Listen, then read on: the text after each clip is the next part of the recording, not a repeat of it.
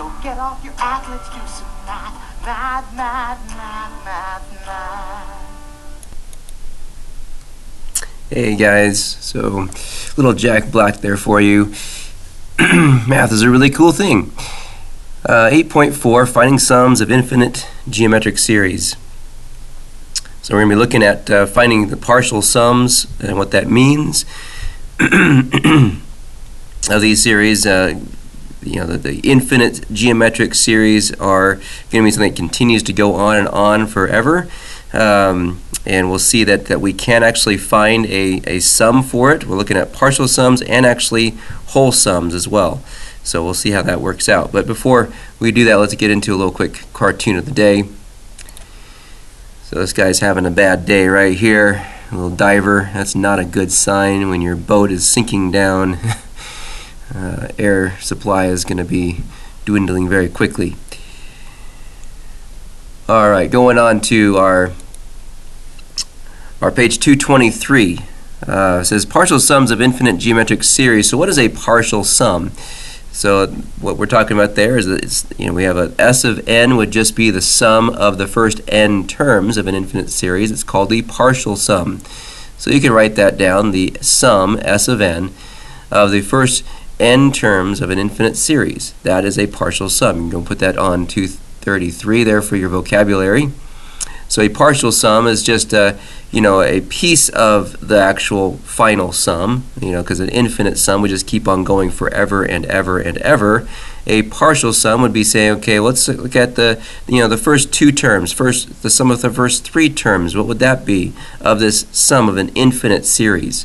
So that's what we're talking about. Partial sums of infinite geometric series may approach a limiting value. Alright, so let's go ahead and take a look at what that is on our extra practice. Okay, so for 1 and 2, we're going to be considering an infinite geometric series. As you can see, it's infinite because it continues to go on with these dots here. It says find and graph the partial sums for 1, 2, 3, 4, and 5. Then describe what happens to the S of n as n increases. So we'll talk about that when we get to the graph. But first we need to find these sums, and then we'll go ahead and graph them on this little grid over here. So we got to first start with just plugging 1 in for n here. So it would be S of 1, the sum of the first term, which is the easiest one, of course. So just S of 1 is 1/4. And I'm going to go ahead and make these all decimals so that when we get to the graph, it's going to be a little easier to graph the decimal form of them. So that would be a 0.25 for that one. So just the sum of the first term, obviously, is just the first term.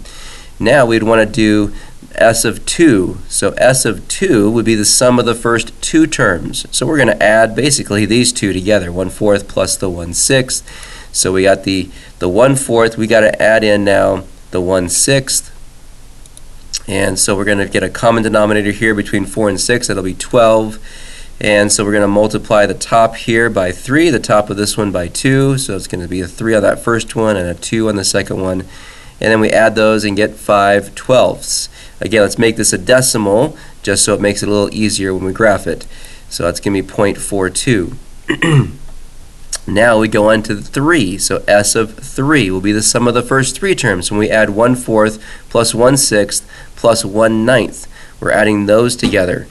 So we could do this a couple different ways. We can go ahead and just add those together. That might be an easier way to go. Or we could take this right here that we just got, 5/12, and then go ahead and use the 1/9 and just add that to it. So that's something we can do. So S of 3, so we have our 5/12. So I'm just going to use this now from the last one, the sum of the last one, basically now plus the next number, the third term, would be 1/9. So I'm going to add 1/9 to that. That way I just have to add two fractions together. So now we could see I got 12 and 9, so our common denominator between 12 and 9 would be 108. So we're going to put, actually not 108, not yet, 36, that's right, that's smaller. So 12 can go into 36, 9 can go into 36, so there you go. They all can go into 36. The next one's going to be 108. So what do we multiply this one by? It's by 3 to get 36, so 5 times 3 will give us 15 here. This one's times 4, so 1 times 4 will be 4 on that one. So 15 on that one and 4 on the next one, and then just 15 plus 4 is 19. So we had 1936. We don't really need to reduce the fraction because we're going to make this a decimal anyway. So 19 divided by 36 gives us the decimal of 0.53. And now for this fourth sum, the sum of the first 4 terms, that would be these 4 here. Again, I can take my previous sum, 19 over 36, and just add the 2/27ths to that. So we'll do that, 1936 plus a 2/27ths. So now I got to get a common denominator between 36 and 27. And so we can be, looking at what that's going to become. That's a 108. So if I keep counting by 36, that would be 108 eventually. So 108 for both of these. So this one, 36 goes into 108. We could check that out here if you're not sure. Just 108 divided by 36, and that's 3. And so we can say, well, I'm going to multiply 19 times 3, which 19 times 3 is going to be 57. And I could try the other one too. So 108 divided by 27, that should be 4. Oops, didn't hit 108. 108 divided by 27, and that is 4. So we got to multiply 2 times 4, so that's easy. That's 8 right there. So now just 57 plus 8, that's going to give us 65 over 108, and then just divide 65. So here's how you get that decimal. 65 divided by 108, you should know how to do this, is 0.60. So basically that's our 0.60 for that one, as we're going to use the decimals to graph them. And then our last one here. So our last one's going to be S of 5, which will take the 65 over 108, that sum, and now just add the next one, which is the 4 over 81, to it. So 108 and 81. So I need to get a common denominator between that. So I could start, basically going up by 8 108s.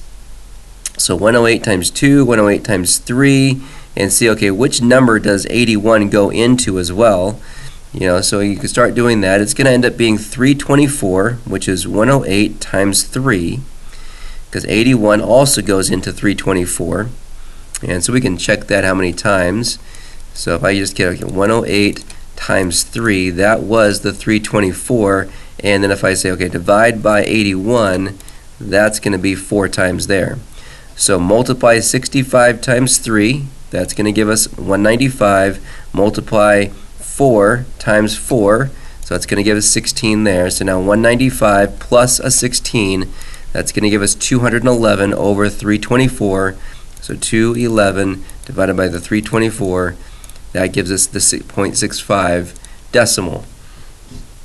Alright, so now that we have all 5 of them, we're going to go and graph these decimals now over here on the coordinate plane. Go ahead and draw your axes there. So we're going to have kind of like a y-axis and an x-axis. Remember, this is the input is the x-axis, which are these numbers, n. So really this is going to be the n-axis. This is going to be our s of n axis. Now these are not a of n's that we've seen before. These are s of n's because these are sums. These are partial sums that we've gotten. So the sum of the first term, sum of the first 2 terms, sum of the first 3, sum of the first 4, and first 5. So we're going to go ahead and put our numbers down here for n. That would be the 1 through 5 numbers. I'm going to go every 2 boxes, I'm going to go 1. So go every 2 boxes, go 1. Then there's 4 boxes is 2, 6 boxes is 3, and so on. So this is going to go by every 2 boxes. So every box is basically worth a half on this one. As we go up here, we're going to have to go by decimals here. So I'm going to make this whole thing here 1, 2, 3, 4, 5, 6, 7, 8, 9, 10, all worth 0.1. So 0.1, 0.2, 0.3, and all the way up to 1 will be at the top here. So it's going to be 0.1, 0.2, 0.3, 0.4, then I'll go by 2's here up to 1.0. And so now we start to graph these. Our first one at 1 was at 0.25, so that's going to be approximately into here. And then the second one is 0.42, so that's going to be approximately up here. So there's 0.4, a little bit higher than that. Third one, 0.53, so at the third one we're going to be up here, not quite halfway of this box, that's be 0.55. And then 0.6 will be right on. There's one that's 4, it's right on 0.6. 5, it's going to be kind of halfway in between this box of right there. So what we're seeing here is now it says, then describe what happens to the S of n. Okay, that's these points here. What's happening to these points here as the n increases? These are the n's down here. So as it goes 6, 7, it looks like what's going to happen is it's going to level off somewhere around, this 0.65 or so. So that's what we can say. Appears to approach 0.65 as n increases. So it's approaching 0.65 as n increases. It might get actually closer to 0.7 as we keep on going, so it might go up a little bit more. All right, number 2. We'll do the same thing for number 2. Okay, so we'll start with the S of 1, which is obviously just the first term. Again, 3. So just S of 1 is 3. Then we go to S of 2. So that's going to be the 3 plus the 3.5 right there. And so when we do that, we'll end up with getting a 5 as a common denominator. So this one will be like 3 over 1. So you got to multiply this one by 5. So 15 on the top of this one here. This one already has the 5, so it's just going to stay with the 3. So 15 plus 3 is 18. 18 fifths. So let's go ahead and make a decimal out of that one again. This is going to be 3.6. S of 3. So now we go on to the sum of the first 3 terms. So we take the sum of the first 2, and we're going to add in that third term right here. Actually, it's right there, 3 over 25. So 5 goes into 25, so we'll use 25 as our common denominator, and this one we'll be multiplying by 5. So 18 times 5 would give us 90, and then we use the 3 from that second one. So that's just going to give us 93 over 25, and go ahead and divide 93 divided by 25, and we get 3.72. Sum of the first 4 terms next. So we take the sum of the last one that we got here, 93 over 25. We're going to add in our fourth number, or fourth fraction here, 3 over 125. So 25 goes into 125 5 times. So we can use the 125 and again multiply 93 times 25. That's going to give us 465. This one already has 3 on top, so we'll keep the 3 there again. And then 465 plus 3, 468 now divided by 125 will give us a decimal of 3.74. Sum of the first 5 terms. So we take that last sum we just got. We're going to add in the last number, 3 over 625. Again, 125 can go into 625 5 times. So we'll use the 625 as our common denominator. Multiply this first one by 5. 468 times 5, the number just keeps getting bigger there, is 2,340. This one still has just the 3 on the top. So we add 3 to this. Now we have 2,343 divided by the 625 gives us a decimal of 3.75. Let's go ahead and graph the sums. So starting with 3, then 3.6, 3.72, and so on. Draw your coordinate plane here like this again. So we have our n's down below. So the n's down below will give us, I'm going to go by 1, 2, 3, 4, 5 here. So again, every 2 boxes I'm going to do a 1. So every box is worth a half again, just like we saw before. And we're going to go the same way up on the top here because we have 3, and so basically we're going to go all the way, from here to 5. So we're going to do the same thing. Every 2 boxes is 1, or every box is worth a half. So number it the same way up that way. And so when we go to 1, we're going to go to 3. That's easy to plot right there. Just 1 and you're at 3. And then it's going to be 2, we're at 3.6. So at 2, we're at 3.6. So 3.5 would be halfway right there. It's a little bit above it. 3, we're at 3.72. So it's going to be a little bit above the last one. And 4, we're at 3.74. So almost, just a hair just above that last one. And at 5, 3.75. So barely above the last one. As you can see, it just keeps leveling off. And so when we describe what's happening to our S of n, what's happening to this here as this keeps increasing, well, it looks like it's approaching the number of around 3.75. So appears to approach 3.75 as the n increases. This is our n's down here. So that's what we're seeing here. Now we're noticing that on this, the infinite series are not necessarily getting bigger. The numbers are not necessarily getting bigger they're really getting smaller every time. So they keep getting smaller and smaller every time. That's what's happening here. So when we talk about finding the sum of an infinite geometric series, you're not going to be able to find the sum of a series that keeps increasing. That's going to be impossible. You know, as the numbers keep going up, that's going to be impossible. You're only going to be able to find the sum of a series that keeps getting smaller and smaller. As you can see, our numbers here, 3, then 3/5. 3/5 is smaller than 3.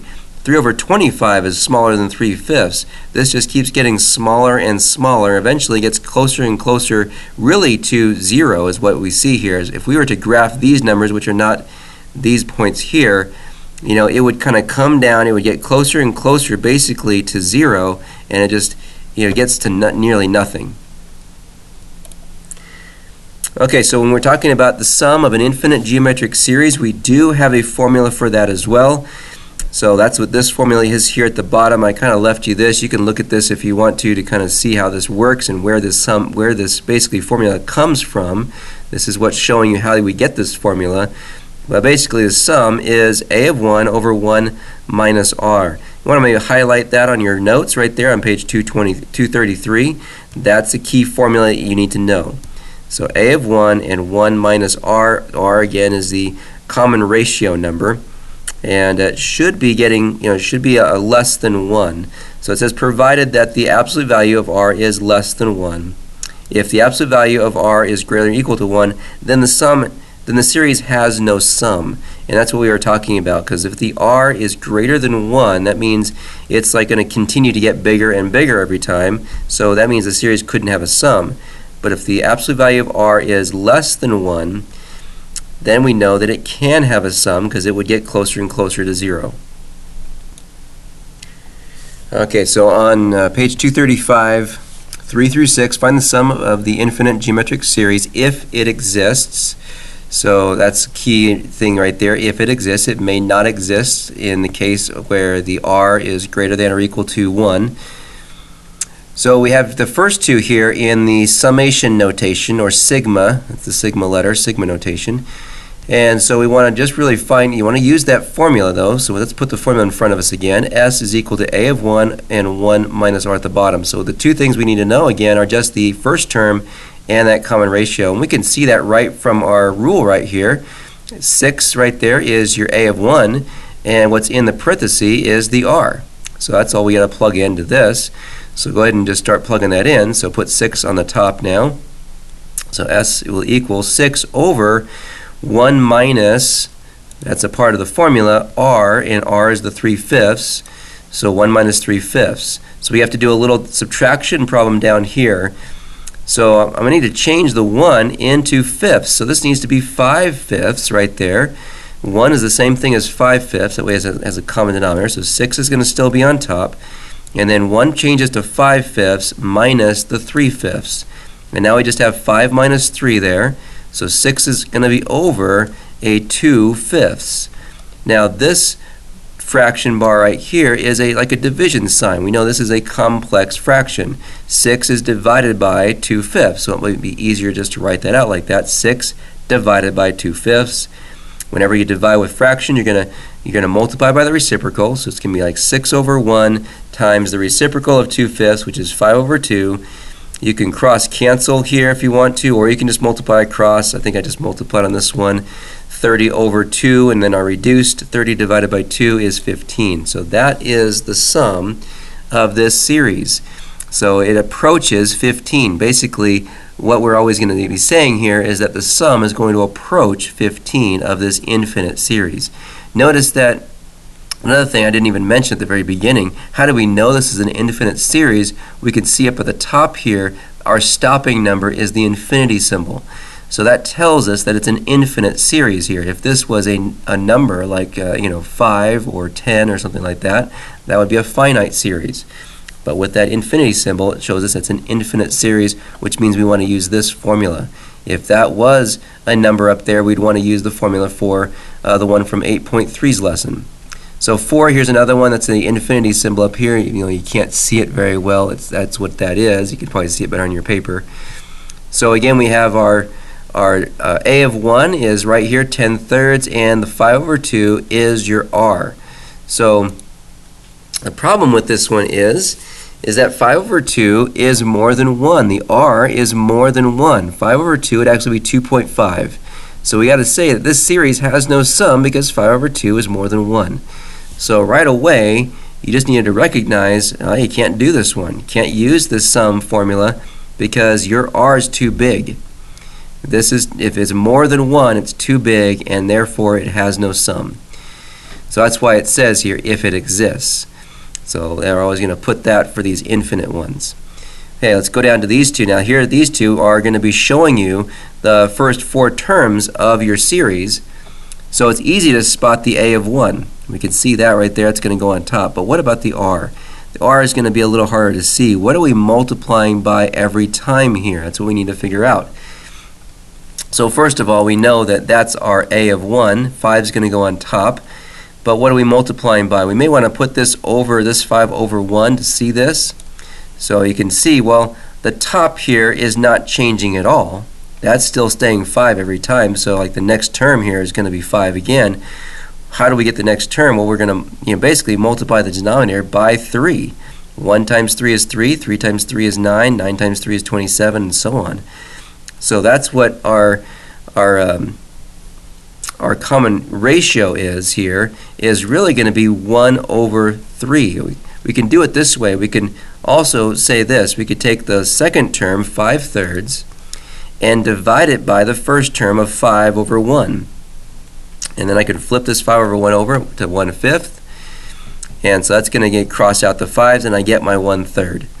So either way, you can figure it out, either by trying to figure this out just from knowing, well, you're going to multiply the top by 1, you're going to multiply the bottom by 3. That's what you're multiplying by, 1 over 3. Or you could do it where you take the second one and divide it by the first one, and that will also help you figure out it's a 1/3. So that's our r. So when we plug it in now, we know our r is 1/3. Start with 5 on the top, and it's going to be 1 minus a 1/3 then at the bottom. And so again, I'm going to have to do a little subtraction problem down here. I need to change the 1 then into a 3 over 3. So 5 is going to stay on top. 1 changes to 3 over 3 minus that 1/3. And so now we're going to get 2 over 3 at the bottom here. So 5 is over 2 over 3. And again, this means division. 5 divided by 2/3. So we can do that over here. So I'm going to say basically 5 over 1 times the reciprocal of this. So it's going to be 3 over 2. And if I could cross cancel, I could do that, but it's going to be 15 over 2 basically for this one. 15 over 2 is the same thing as 7.5, so you can say the answer either in this fraction or this decimal. And then the next one we can see, there's our a of 1 right there. The 1/2 is the first term. I know on this one, since I'm alternating signs, positive, negative, I know my r has to be negative. That's one thing I know about r. And I also could just take 1/4 and divide it by 1/2 to figure this out, or I could figure out, well, I'm multiplying the top by 1, and I'm going to multiply the bottom by 2, it looks like. So that's a negative 1/2 then for the r. So however you want to figure out that r, either way is fine. So now that we know that it's negative 1/2 that we're multiplying by negative because it's changing signs every time. We're multiplying the numerator by 1, that stays 1 the whole time, multiplying the denominator by 2. And so that's the negative 1/2. So plug that in to our formula. So your first number, which is the 1/2, is on top, and it's going to be 1 minus down here. So 1 minus a negative 1/2 for r. So again, starting off with the top is going to be our 1/2. And this 1, since I have a 2 at the bottom, is going to have to become 2 over 2 to become a common denominator. So 1 changes to 2 over 2. And double negative here, 2 negatives would make a positive, so it's going to become a plus. And then our 1/2. So now we're going to get 3 over 2 at the bottom. So 1/2 over a 3 over 2. Again, change that to a division sign here. 1/2 divided by 3 over 2. So we're going to flip this 3 over 2 upside down. So it's going to be 1/2 times 2/3. And I can cross cancel the 2's, and what's left is a 1 on top, 3 on the bottom. So that's a 1/3 as an answer. So again, as these, basically as as your numbers approach infinity, as the n's, I guess we could say, as n approaches infinity, or as it increases basically to infinity, your sum approaches 1/3, or on this one your sum approaches 7.5. That's what's happening here on these ones. Okay, let's pause here for a quick joke of the day, which may be more like a riddle in this time. It says, what has 18 legs and catches flies? It has 18 legs, catches flies. It does sound like some kind of critter, but it's actually just a baseball team. A baseball team. Baseball team has 9 players out on the field, and they're catching flies as the ball gets hit to them. Okay, problem 7 is a little word problem. It says a child pushes a tumbler toy and lets it swing freely. On the first swing, the toy travels 30 centimeters. On each successive swing, the toy travels 75% of the distance of the previous swing. So what is the total distance that the toy swings? If you just were to add up all of the swings together, what's the total distance? So again, this would be considered an infinite series because the swing just keeps on going and going and going, and basically until it stops, really. So really what we're looking at is the first term right there. Your a of 1 is 30. It says on the first swing it goes 30 centimeters. And then our r would be 75%. That's what you're multiplying by every time. On each successive swing, the toy travels 75%. We would need to change that to a decimal of 0.75, change percents to decimals. And so we could start by writing down our first swing is 30. The second one is going to be 30 times 0.75. The next swing is going to be 30 times 0.75 to the second power. And then the next one would be 30 times 0.75 to the third power, and so on. So we can just put dot, dot, dot here. This would just keep on going forever and ever. So it can be this infinite series like this, where we could see that the rule for this series would be 30 is your first, is your a of 1, 0.75 is the r, and then n minus 1. So that would be actually the rule. You could see that's going to be less than 1, so we can get a sum out of this. So let's go ahead and plug these in. So for the sum, it's going to be a of 1 on top of the 30, 1 minus, and then our r is 0.75 down at the bottom. So we're going to say 1 minus 0.75, that's going to be just 0.25. So it's going to be 30 divided by 0.25. We can do that on the calculator. 30 divided by 0.25. Oops. 30 divided by 0.25. That's going to give us 120. So 120 centimeters is what the total distance that this toy would swing.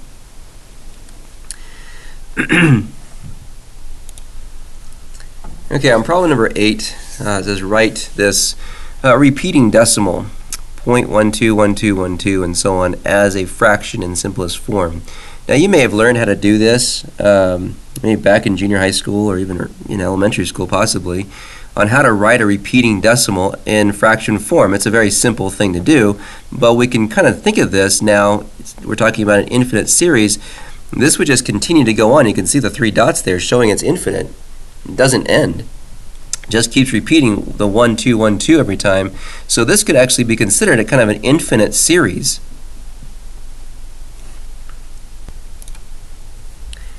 In fact, here's another one that is the same kind of thing, 0.2424 every time.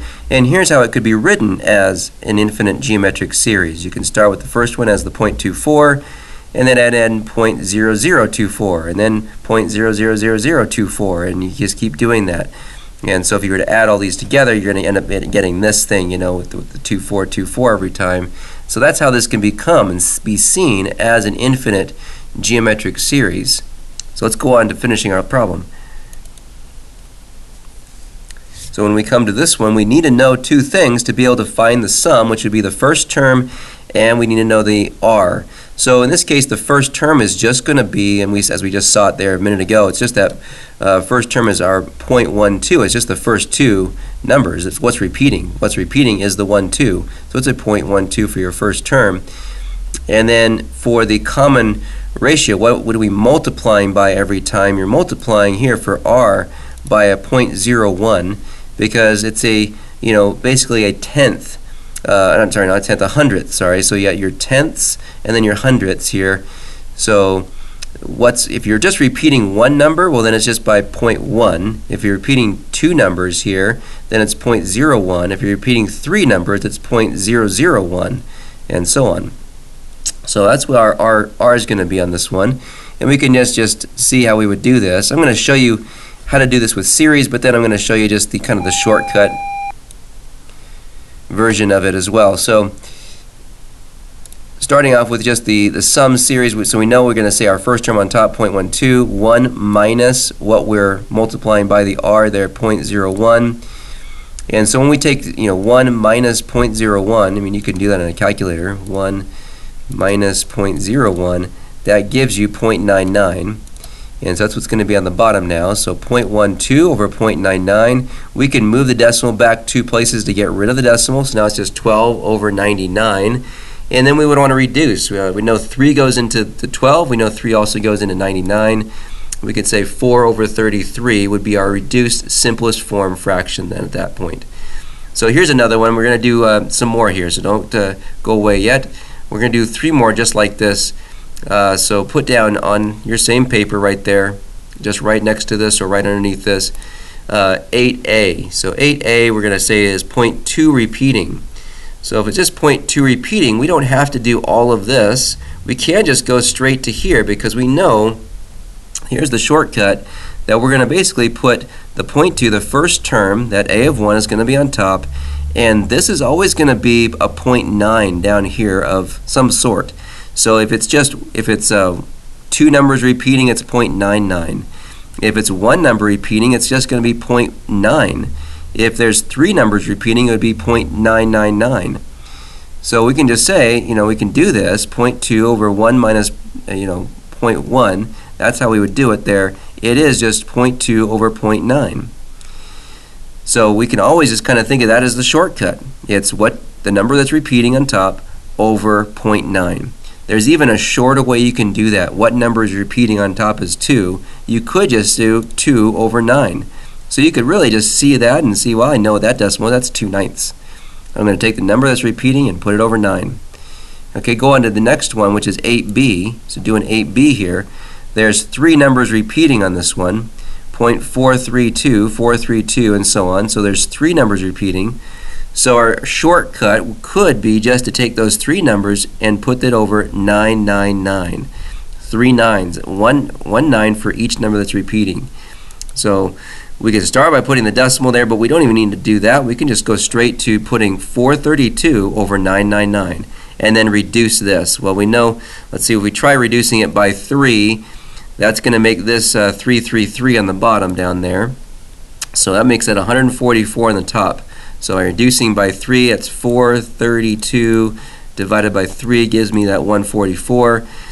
I could still see if this can be reduced by 3 again. Can 3 go into this? So divide by 3 again, and it does go 48. So I can divide by 3 again, making this 48 over 111. So that's my simplest form there. Let's try one more, and this will be 8c. We're going to see it as 32.3232. So this time it actually has a whole number here, 32 in front, 0.323232. So it is continuing to repeat. The only thing we need to do is just keep that 32 out in front of our fraction. So in front of the fraction, we're just going to have 32, and we're going to put 32 over 2 nines, 99. And that's what it is, 32 over 32 99ths. And you can't reduce this. There's nothing that goes into 32 that also goes into 99. Alright, so that concludes our lesson here for 8.4. So you want to continue on with the assignment for 8.4, and I'll see you in class.